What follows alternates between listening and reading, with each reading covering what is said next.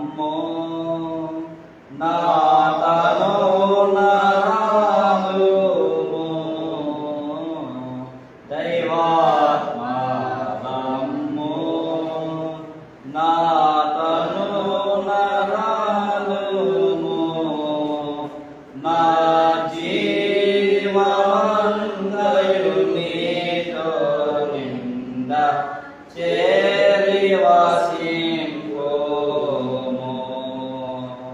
సొంత బుద్ధితోను యేసు ప్రభుని నెరుగలేను సొంత బుద్ధితోను యేసు ప్రభుని నెరుగలేను నేనెంతగానో చించిన దేవుని నెరిగి చూడలేను. చిన్న ప్రార్థన చేసుకుంటాం. మా పరిస్థితుల్లో మీరు వాక్యం చెప్పడానికి మీరు ధ్యానం చేసిన ఆనాడు మీరు ఎత్తిన కోణం మీరే ఆనాడు మీరు వాక్యం చెప్పించే పరిస్థితి మీరు ఎంతోమంది మాట్లాడి ఎంతోమంది విన్నాక శక్తి దయచేసి మీరు వేసినట్టు నావ తండ్రి.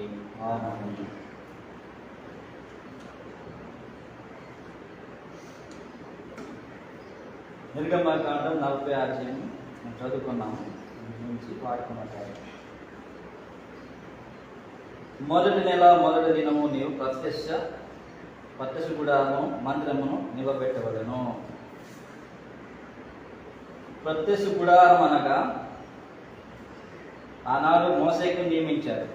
ఏమంటే నేను మీ మధ్యన నివసించడానికి ప్రత్యక్ష గుడారము మీ చేయమని ఎన్నో కొలతలు ఇక్కడ మనం 31 నుంచి 39 వరకు ఈ కొలతలన్నీ అవి చేశారు. అవి తర్వాత ప్రత్యక్ష గుడారము చేయబడింది, మందిరం నిలబెట్టారు. ప్రత్యక్ష గుడారం అనగా మనకి అర్థం ఏంటంటే ప్రత్యక్షత అనగా దేవుడు ప్రత్యక్ష మనకి కనబడుట, అగ్నిలో కనబడుట. గుడారం అనగా ఆయన గుడారములో నిన్ను వస్తాననేసి ఆయన అన్నారు. ప్రత్యక్ష గుడారము చేయమని నిలబెట్టమని ఆయన చెప్పారు. ఎందుకు అంటే దేవుడికి ఒక స్థలము, ఒక గుడారము, ప్రత్యక్ష గుడారం కావాలనేసి అన్నారు. ఎందుకంటే వాళ్ళ మధ్యన ఉండడానికి, వాళ్ళ మధ్యన స్థలంలో ఉండడానికి ఒక నియమించమని చెప్పారు ప్రత్యక్ష గుడారం అని. అందుకోసమే మోసేకి కొలతలు అన్నీ నియమించి ఇలా చేయాలి ఇలా అని చాలా మరి దాంట్లో రాయబడి ఉంటుంది. మనం 31 అది దీంట్లో ఎన్నో 39 వరకు ఉంటుంది. ఎందుకంటే ప్రత్యక్ష గుడారము దేవుడు వచ్చి దాంట్లో ఉండుట, తర్వాత ఆయన ప్రత్యక్ష గుడారము చేయమని మోసేకి చెప్పారు. ఎందుకంటే దాంట్లోని ఉండి అప్పుడు ఆటతో పట్టుకోవడం ఉంటారు. అచ్చట నీవు సాక్షపు మందసము నిలిపి ఆ మనసము అడ్డు తెరకు కప్పవలను. ఇది సాక్షసు మందసము. మనసములో ఏముంటుందంటే ఆనాడు కొండ మీద ఇస్రాయేల్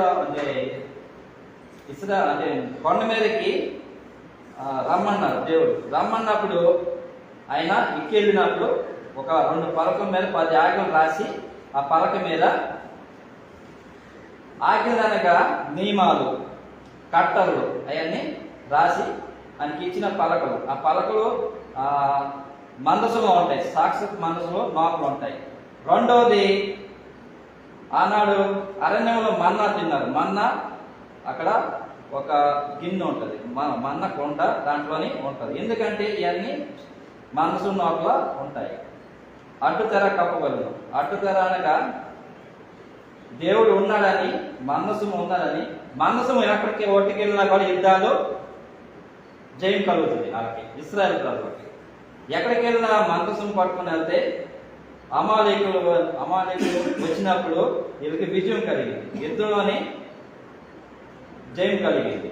శత్రువులు కూడా వాళ్ళకి రాకపోతుంది. మనసు మనకి సాక్షాత్ మనసును అట్టి దేవుడు దిగిన మనసుము.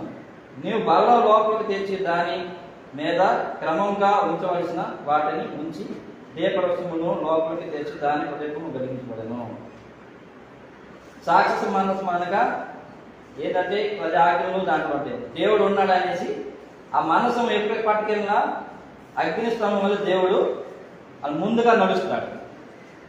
ప్రయాణమైనప్పుడు ముందుగా నడిచినప్పుడు ప్రజలు ఆయన అనక నడిచి వెళ్ళేవారు. అదే సాక్షి మనసు ఎక్కడికి వెళ్ళినా వాళ్ళకి జయం కలిగేది మన రాసింది. అభిషేక తైలం తీసుకుని మంత్రము దానిలోని సమస్తమునకు అభిషేకం చేసి దాన్ని ఉపకరణానికి ప్రతిష్ఠించవలను.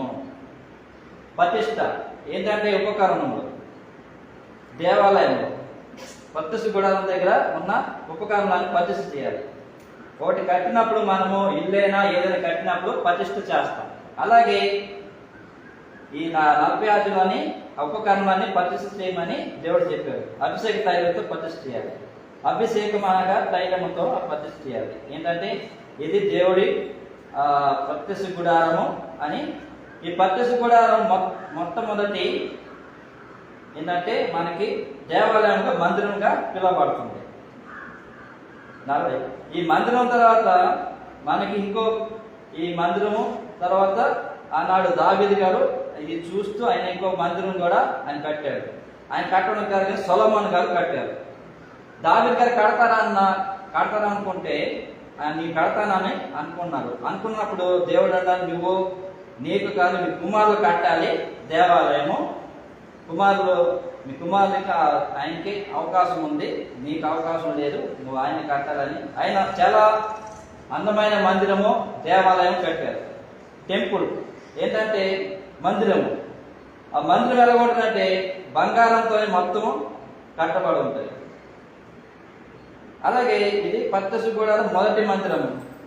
రెండవ మందిరము ఆయన సొలొమోను కట్టిన మందిరం. అది నేను చెప్పుకోతున్నాను. ఈ అన్ని ఉపకరణాన్ని అని ప్రతిష్ఠించవలనని మనం ఏదో చర్చి ప్రతిష్ఠ చేసినప్పుడు మనకేమంటారంటే ప్రతిష్ఠారాధన అంటారు. ఉపకరణం ప్రతిష్ఠ చేస్తారు, తైలముతో అన్ని ప్రతిష్ఠ చేస్తారు. అలాగే ఈ ప్రత్యక్ష గుడారాన్ని ప్రతిష్ఠ చేయడానికి దీంట్లోని అభిషేకం. అలాగే రెండవది అహరోను కుమారులు యాజకులుగా తైలాభిషేకం చేశారు.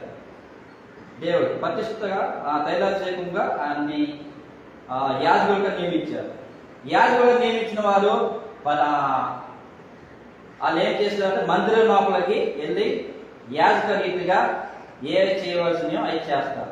ఏంటంటే మన లేవి కాండంలోని అన్ని ఏముంటాయంటే ఇక్కడ రాసింది నైవేద్యం. ఏంటంటే ఎవరు మామూలుగా పాపం ఇక్కడ రాసింది 34 యాజకుడు పాప పరిహారం. మన లేవి కాండము 4వ అధ్యాయము 32 నుంచి 34 చదువుకున్నాము. ఎవరైనా పాప పరిహార బలిగా అర్పించటకు గొర్రెను తీసుకొని వచ్చినలా నిర్దోషమైన దీన్ని తీసుకొని వచ్చి పాప పరిహార బలిని ఆ పశువు తల మీద చేయి ఉంచి దాన బలి పశువును వధించి చోటన పాప పరిహారంగా దానిని వధింపలేను. యాజకుడు పాప పరిహార బలిగా పశువుల్లో రక్తంలో కొంచెము తన వేలతో తీసి దాన బలి పెట్టుకుని కొమ్ముల మీద ఆ పేటను అడుగు ఆ రక్తమును వేసేది. ఏంటంటే యాజక ధర్మం ఏంటంటే అప్పుడు ఎవరు పాపం చేశారో పాప పరిహార బలి అర్పించేవారు. గొర్రెనైనాను మేకలైనాను పశువులైనాను అవి వధించి దేవుడికి నైవేద్యంగా పెట్టేవారు, దాన బలిగా పెట్టేవారు. ఆ బలిపీఠం ఏంటంటే అగ్ని రాస్తుంటుంది. ఆ రక్తము తీసి కొంత బలిపీఠము అంచుల మీద జల్లేవారట. మనం ఏది పాపం చేసి పాపం పోవడానికి మనం అది చేయకపోతే యాజకుడు చేయకపోతే దేవుడు ఆగ్రహం ఎక్కువ అవుతుంది, నశింపుపోతాడు. ఎందుకంటే అది పశువులు పాప పరిహారం చేయకపోతే దేవుడు ఆగ్రహంతో ఆయన నశించిపోతారు, అంటే చనిపోతారు మనుషులు. ఎందుకంటే అది నియమంగా చెప్పారు. యాజకులు అనగా యాజకులు ఎప్పుడు పరిశుద్ధ గుడారం. మన ఒక గుడారం ఉంటుంది, అది పరిశుద్ధ స్థలంకి వెళ్ళినప్పుడు అదో ఒక అంగి ఉంటుంది. ఆ అంగి ఎలాగేమో ఉంటుందంటే చుట్టూ కింద గంటలు ఉంటాయి, మధ్యలోని రక్తవర్ణము సన్ననార వంటి అదే మధ్యలోని ఒక రక్తం ఉన్న రాళ్ళు ఉంటాయి చుట్టూరు. ఆ రాళ్ళు మధ్యలోనే ఉంటుంది, ఉమ్మేరు అని ఉంటుంది. ఆయన వెళ్ళేసరికి ఆ అంగి వేసుకొని వెళ్తాడండి. వేసుకున్న వెళ్ళిన అప్పుడు దేవాలయానికి వెళ్ళినప్పుడు మనోనిదానంగా వెళ్ళాలి. ఎందుకంటే ఏది మనసులో వచ్చినా చనిపోతారు. ఎలాగంటే మనము మనోనిదానంగా తర్వాత మనసులో ఏది రాకుండా వెళ్ళాలి. ఏదైనా మనసులోకి వచ్చిందంటే అక్కడక్కడే చచ్చిపోతాడు. ఇప్పుడు తాళి కడతారు ఒకటి, వెనక్కి తాళి కట్టినప్పుడు అంతవరకు వెళ్తారు, ఆయన తాళ్ళతో పాటు వెళ్తారు. గంటలు కూడా మోగుతాయి. గంటలు మోగాడంటే బతికే ఉన్నాడు అనేసి అర్థం. గంటలు మోగపోతే ఆయన చచ్చిపోయాడని అర్థం. ఎందుకంటే ఈ లోపలికి దీన్ని చచ్చిపోతారు. అందుకోసం తాడుతోని చనిపోయిన అతను లాగేస్తారు. ఎందుకంటే మనసులో కట్టి మనసు ఏది రాకుండా ఇక్కడ బలి అర్పణ ఇది నైవేద్యం అని చేయడానికి యాజకుడు వెళ్ళేవారు. ఆనాడు యాజకుడు అప్పుడే వెళ్ళేవారు. మనం ఈనాడు యాజకులు యాజకత్వం చేసినప్పుడు అభిషేకం చేసినప్పుడు మనం కూడా యాజకుడు ఒక్కడే వెళ్ళాలి, కానీ ఆడపిల్లకి మనం కూడా వెళ్ళాలి. దానికి వద్దని కానీ కాదని కానీ అనకూడదు. అలాగే యాజకుడు ఆయన ఆడపిల్లకి అంటే పరిశుద్ధ స్థలంకి వెళ్ళారు. దీంట్లో రాయబడింది. మన 40 అధ్యాయం కొట్టిలో చదువుకుందాము. గంగాళము దాని పేటకు అభిషేకం చేసి, గంగాళం అనగా నీరు చేతులు కాలు కడుక్కోవడానికి లోపలికి వెళ్ళడానికి గంగాళం. ఆ గంగాళం నీరు కడుక్కొని దాన్ని కూడా ప్రతిష్ఠ చేశారు. అన్ని ప్రతిష్ఠ చేశారు. ఆహారం తన కుమార్ ప్రతిష్ఠ గుడాలకు ద్వారం నదుకు తోడుకొని వచ్చి వారిని నీళ్ళతో స్నానం చేయించారు. ప్రత్యక్ష గుడారం దగ్గర అది స్నానం చేసి శుభ్రముగా ఉండి అది యాజక వస్త్రం ధరించుకొని వెళ్తారట లోపలికి. అది గంగాళం ఉంటుంది.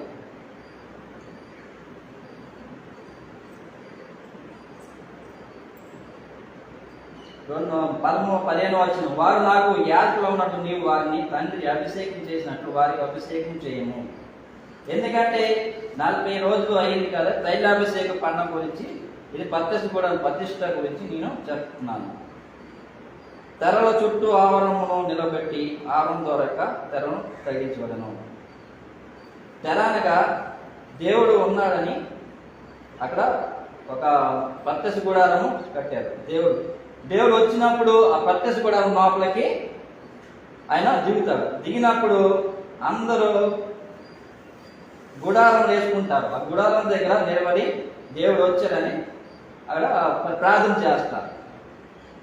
ఎందుకంటే అక్కడే ఉండి ప్రార్థన చేసుకుంటారు. అలాగే ఈ ప్రత్యక్ష గుడారము ఆయనకి ఏర్పాటు చేశారు.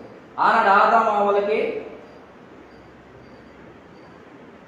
భూలోకము ఆకాశం భూమి అన్ని సృష్టించారు. సృష్టించినప్పుడు ఆమె అక్కడ ఆదామును పెట్టారు. అలాగే ఇప్పుడు 40 రాసింది ప్రత్యక్ష గుడారము మందిరం నిలబెట్టుకోదను, నాకు ఒక స్థలము ఏర్పరచబడను.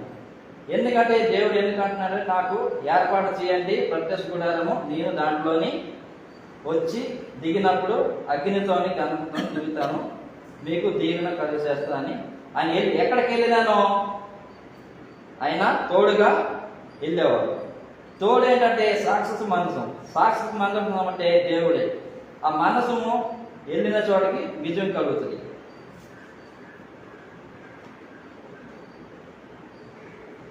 మరి రెండోది మనం చదువుకున్నాము సమూయేలు గ్రంథము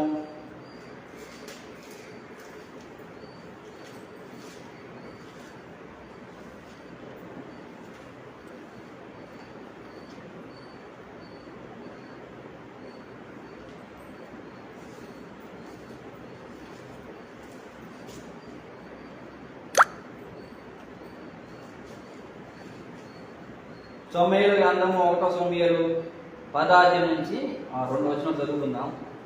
అప్పుడు సమూయేలు తైలం బుడ్డి పట్టుకొని సౌలు తల మీద తైలం పోసి అతని ముద్దు పెట్టుకుని, యెహోవా నిన్ను అభిషేకించినని తన స్వచ్ఛం మీద అధిపతిగా నియమించి ఉన్నాడు. సౌలు ఎవరంటే మనం రాయబడిన 10 సౌలు అతడికి రేపు వచ్చునని యెహోవా సమూయేలును తెలియజేసినాడు. సౌలు మామూలు వ్యక్తి, ఆయన ఏంటంటే గాడిదలు కాచుకునే ఆయన వ్యక్తి. ఏంటంటే అతనికి రాజును చేస్తామంటే ఆయన ఏమన్నాడంటే నేను చేయను అనుకుని భయపడిపోయి దాక్కున్నాడు ఆయన. ఎందుకంటే ఆనాడు ఇశ్రాయేలుకి ఎవరంటే దేవుడు ఒక్కడే రాజు ఆయన ఇశ్రాయేలుకి. ఆనాడు సమూయేలు దేవుడు ఏది చెప్తే అది వాళ్ళకి చెప్పేవాడు. ఇప్పుడే ప్రజలు ఏమంటున్నారంటే మాకు రాజు కావాలి, రాజు మాకు నియమించాలి, అందరికి రాజు ఉన్నారు, మాకు రాజు లేదు అనేసి ఇశ్రాయేలు ప్రజలు అంటున్నారు. ఎందుకు అంటున్నారంటే అందరు రాజు ఉన్నారు. ఇప్పుడు దేవుడు రాజుగా ఉంటే వీళ్ళకి భయం కలుగుతుంది, దడ కలుగుతుంది. ఏంటంటే వీళ్ళు ఏది చేసినా, ఏది తప్పు చేసినా కూడా దేవుడు మరణ శిక్ష విధిస్తున్నాడు. తర్వాత రెండోది తప్పు చేసిన వారిని ఆయన శిక్షిస్తున్నాడని భయపడి వీళ్ళేమంటారంటే మాకు రాజు నియమించండి అనేసి అని సమూయేలు చెప్పగానే సమూయేలు ఏం చేస్తారంటే దేవుడి యొద్దకు వెళ్ళి ప్రార్థన చేయగానే ఆయన ఒక్కరిని చూపెడతారు, సౌలుని. అతను చాలా ఆయన పేద కుటుంబము, తర్వాత ఆయన గాడిదలు కాసే అతను. ఎందుకంటే అతన్ని నియమించుకున్నారు, ఆయన భయపడి దాక్కున్నాడు. ఎందుకంటే నన్ను రాజు ఏంటంటే దాక్కున్నప్పుడు సమూయేలు గారు వెళ్ళి అతన్ని పిలిచి దేవుడు నిన్ను రాజుగా చేయబోతున్నారు, నువ్వు సిద్ధంగా ఉండమని అనగానే ఆయన భయం పోయింది. ఆయన తీసుకొచ్చి ఇక్కడ 10వ అధ్యాయంలోనే చెప్తారు. అప్పుడు సమూయేలు తైలం పుట్టి పట్టుకొని సౌలు తల మీద తైలం పోసింది, రాజుగా నియమించారు. తైలం అనగా పరిశుద్ధాత్మ గుర్తు. ఎందుకంటే తైలంతో అభిషేకి ఆనాడు రాజుకి ముందు నిర్గమాకాండలో 40 అధ్యాయంలోని యాజకులకి తర్వాత అభిషేకం చేశారు. మన ఇక్కడ సమూయేలు గ్రంథంలోని అది రాజులకి తైలం బుడ్డితో సౌలుకి తన మీద తైలం పోసి అభిషేకం చేశారు. ఇది సౌలు. అభిషేకం చేసిన వల్ల ఆయనకి రాజుగా నియమించారు. మనం కొన్ని ప్రదేశాల్లో, అన్ని ప్రదేశాల్లోని ఇలా ఏముండదు. ఏమంటే అది పట్టాభిషేకం అని చెప్తారు. అది మామూలుగా వాళ్ళు నైవేద్యం చేస్తారు. అలాగే ఇక్కడ తైలంతో అభిషేకం చేశారు.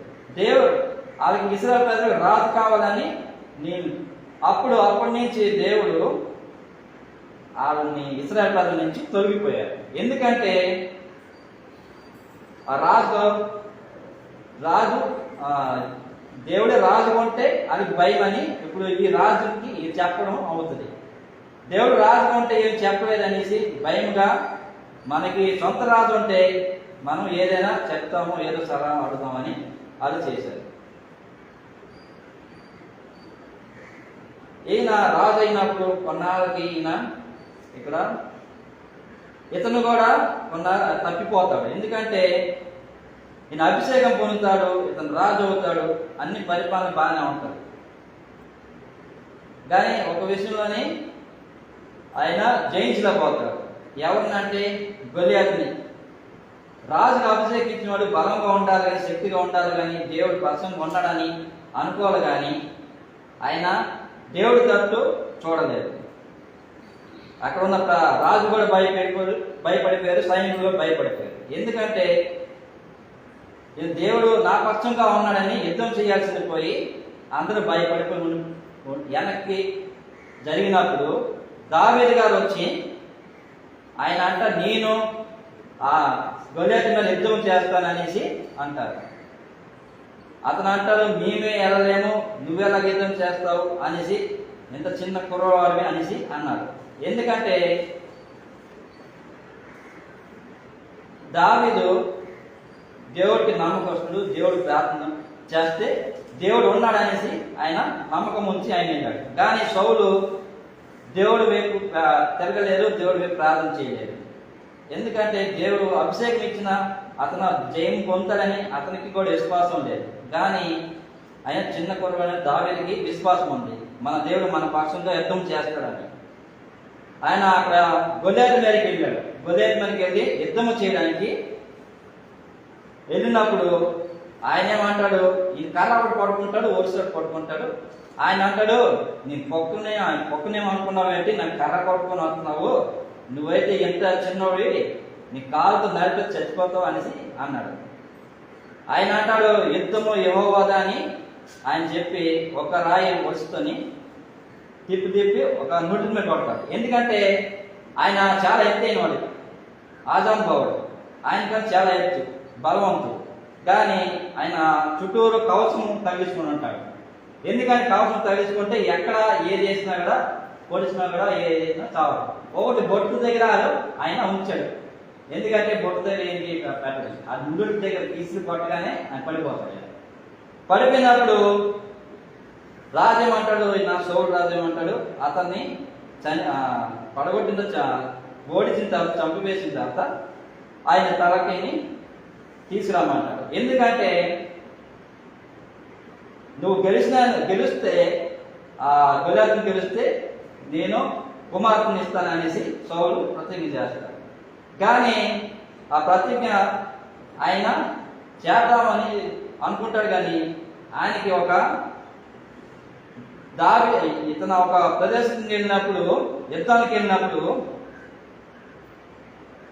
అక్కడ ఉన్న యుద్ధంలో గెలుస్తాడు. గెలిచినప్పుడు ఆ యుద్ధంలోని ఒక భాషా రుసువాలు ఎన్నో ఎద్దులు అవన్నీ తీసుకొని వచ్చి బలిగా అర్పిద్దామనేసి ఆయన వస్తాడు. అవన్నీ తీసుకొని వచ్చినప్పుడు అక్కడ ఉన్న సమేలు తెలుస్తుంది. సమేలు అనేది చాలా పెద్ద ప్రవక్త, దేవుడు చెప్పగా దేవుడు చిన్నప్పుడు ఆయన దేవుడి సన్నిధిలో ఉన్న ప్రవక్త సమేలు మాటకి ధిక్కరించకూడదు. ఆయన ధిక్కరించి తీసుకొచ్చాడు. ఆ ప్రదేశం నుంచి చాలా పశువులు తీసుకొచ్చాడు, ఎద్దులు తీసుకొచ్చాడు. ఎందుకంటే బలి అర్పించడానికి. అక్కడి నుంచి బలి అర్పించడానికి దేవుడికి అక్కర్లేదు, మన సొంత దాంట్లో నుంచే బలి అర్పించారు. కానీ ఆయన అక్కడి నుంచి బలి అర్పించడం తీసుకొచ్చాడని సౌలు అంటాడు, నువ్వు చేసింది తప్పు, నువ్వు అది రాకూడదని చెప్పాను, నువ్వు తీసుకొచ్చావు, నువ్వు రాజ్యం నుంచి తొలగిపోతావు, నువ్వు రాజుగా ఉండవు అనేసి సమయలు అని వెళ్ళిపోయి అప్పుడు ప్రార్థన చేయగానే ఇంకో అతన్ని నియమిస్తారు. ఎవరినంటే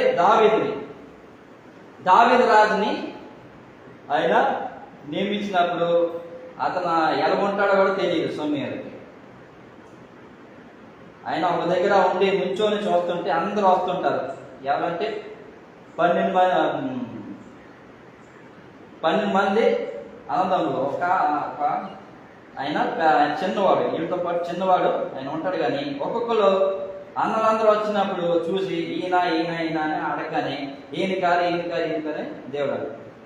ఆయన సమీర గారు ఏమో ఆలోచిస్తున్నారంటే, రాజుగా ఉండడానికి వీళ్ళు బాగున్నారు, వీళ్ళు బలంగా ఉన్నారు, వీళ్ళు రాజుగా ఉంటే బాగుందని అనుకున్నప్పుడు లాస్ట్గా దావీదు గారు వచ్చారు. వచ్చినప్పుడు దావీదుని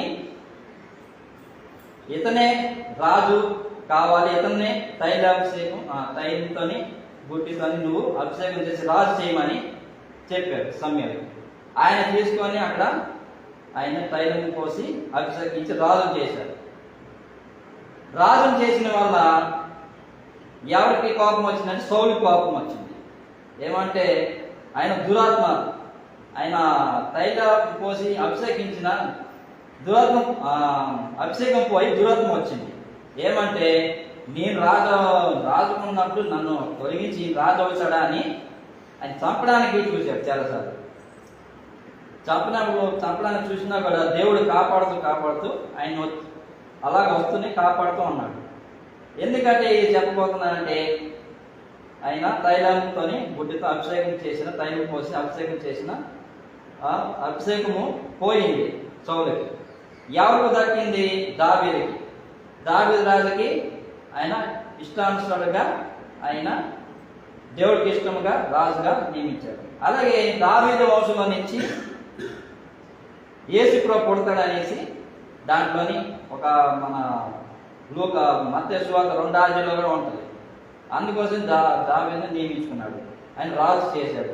చేసినప్పుడు ఎన్నో ఈయన మీద సౌలు దాడి చేయడానికి కూడా చూశాడు, కానీ ఆయన చేయలేడు, కాపాడాడు. దూతగా కాపాడాడు దేవుడు. దావీదు కుమారుడు ఆయన సొలొమోను. మనం ఇక్కడ చదువుకున్నాము దాంట్లోని మామూలు చెప్పుకొని వెళ్ళిపోతున్నాం. సొలొమోను అనగా ఆయన కుమారుడికి చెప్తాడు, నువ్వు దేవాలయము నీకు దేవుడు కట్టమన్నాడు, నువ్వు కట్టాలి అని దేవాలయం గురించి ఎంతో బంగారం ఎంతో అన్ని సమకూర్చి ఆయన దేవాలయం కడతాడు. ఎంత సుందరంగా దేవాలయం కడతాడు. బంగారంతో అంత స్తంభాలు మొత్తం ఆ గోల్డెన్ చర్చిలా కనబడుతుంది. మొత్తం లోపల బంగారం బయట బంగారం. ఆయన అది చేసి ప్రతిష్ఠ చేసినప్పుడు ఆ దేవాలయానికి దేవుడే స్వయంగా వచ్చి దిగుతాడు. దేంట్లో అంటే సొలొమోను కట్టిన దేవాలయం.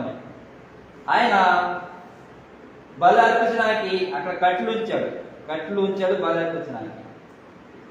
అప్పుడు దేవుని అగ్ని వచ్చి అక్కడ కట్టుల మీద అగ్ని రాజేసి బలి అర్పించినట్టుగా మనకి కనబడుతుంది.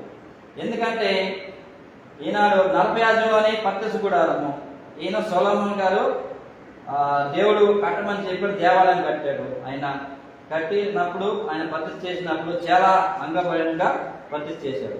వచ్చి ఆ సొలొమోను దేవాలయంలో ఆయన నివసించాడు. ఈ గోడలు కూడా ఆ మందిరం గోడలు కూడా బంగారమే, దెమ్మలు కూడా బంగారమే. అలాగా చాలా బంగారంతో చేశారు అది దేవాలయం. నేను ఎందుకు చెప్పబోతున్నా అంటే ఇవన్నీ 40వ అధ్యాయం నుంచి ఇక్కడ మన తైలాభిషేకం గురించి ఉంటుంది. ఒకటి యాజకుడు తైలం పోసి అభిషేకించారు. యాజకుడు ఆయన నియమం చెప్పే ప్రకారం అక్కడికి వెళ్ళి ప్రత్యక్ష గుడారానికి వెళ్తారు. ప్రత్యక్ష గుడారం అంటే దేవుడు నివసించిన స్థలం. మాకు నివసించిన స్థలం కావాలంటే మోసగా చేశారు. మోస చేసి అది నియమించే ప్రకారము ఆ ప్రత్యక్ష గుడారంలో ఆయన నివసించారు. ఈ చిన్న వాక్యం దీవించమని వేడుకుంటున్నాం.